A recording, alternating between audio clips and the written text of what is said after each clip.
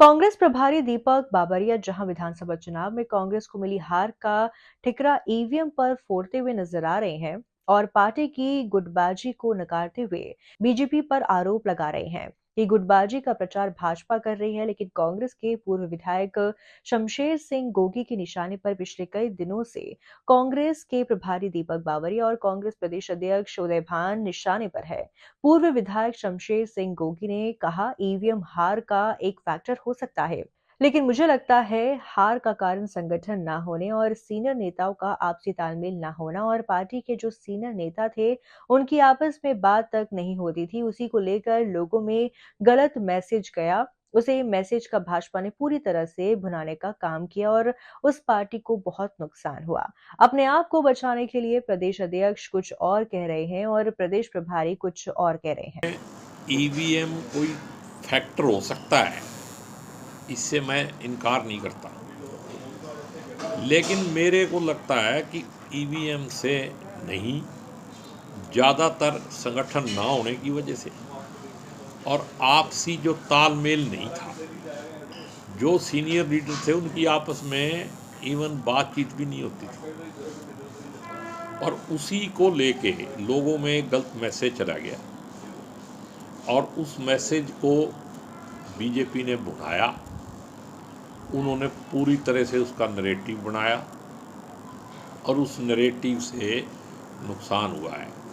अब अपने आप को बचाने के लिए अध्यक्ष जी कुछ और कह रहे हैं, प्रभारी जी कुछ और कह रहे हैं, और मैं तो पहले बता चुका हूँ कि जब आप मैं बीच में रखोगे तो फिर पार्टी का नुकसान होगा ही होगा।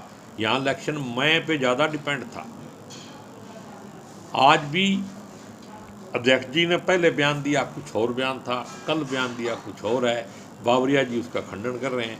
तो फिर पहले सबसे पहले तो इन्हीं की जांच हो जानी चाहिए। पार्टी का इतना बड़ा नुकसान करने के बाद भी उनका बयान ही नहीं, तालमेल ही नहीं है। बाकी तो लीडरों को छोड़ो, जब इनका ही तालमेल नहीं है। और कांग्रेस कहाँ थी, इस बात की भी जांच होनी चाहिए कि कांग्रेस कहाँ थी इलेक्शन स्टेट के अंदर, सामाजिक तौर पे भी और दूसरे रीजनलिज्म के। ये नेशनल हाईवे जो है ना, ये हरियाणा की प्रॉपर्टी नहीं है, ये सेंट्रल गवर्नमेंट की प्रॉपर्टी है। और इस तरीके से तो कलह बढ़ेगा। स्टेट वाइज अगर सारे अपने अपने बॉर्डर सील कर लेंगे तो फिर देश कैसे रहेगा।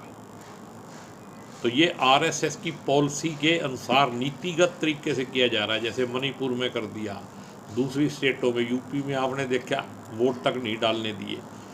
महाराष्ट्र में कितना गदर होया है, गांव में वोट इतनी अर्ली गड़ रही है डबल। भी ये फैसला जो है सेशन के बाद ही मेरे को लगता होगा। और बाकी ये फैक्ट फाइंडिंग कमेटी ये वो ये सारा चला ही रहे हैं, भी क्या करेंगे ये, लेकिन मेरे को लगता नहीं है कि फैक्ट फाइंडिंग वाले भी सही दिशा में। अब तो फैक्ट फाइंडिंग छोड़ के सबको सबका पता है। किसी को बचाने के लिए फैक्ट फाइंडिंग का सदुपयोग नहीं होना चाहिए, बल्कि आने वाले समय में कांग्रेस को कितना अच्छी तरह से मजबूती से आगे बढ़ाया जा सकता है, उस पर ज़्यादा ध्यान देना।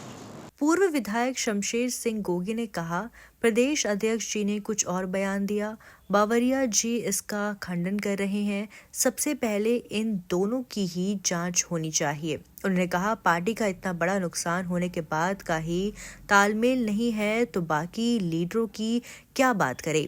इस बात की भी जांच होनी चाहिए कि चुनाव के दौरान कांग्रेस कहाँ थी। हरियाणा में कांग्रेस नहीं थी। उन्होंने कहा, कार्यकर्ता हार के बाद कार्यकर्ता निराशा जरूर है लेकिन हताश नहीं है।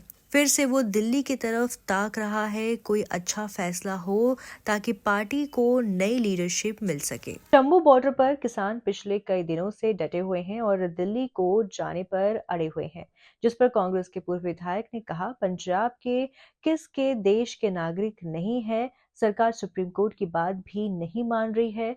सरकार खुद कह रही है कि पैदल जा सकते हैं, लेकिन जब वो पैदल जाने की कोशिश करते हैं तो उन्हें रोक लिया जाता है। किसानों के ऊपर अत्याचार हो रहा है, तौर पर बंटवारा हो रहा है। स्टेट वाइज अगर इसी तरह से बॉर्डर रोक दिया जाएंगे तो फिर क्या होगा।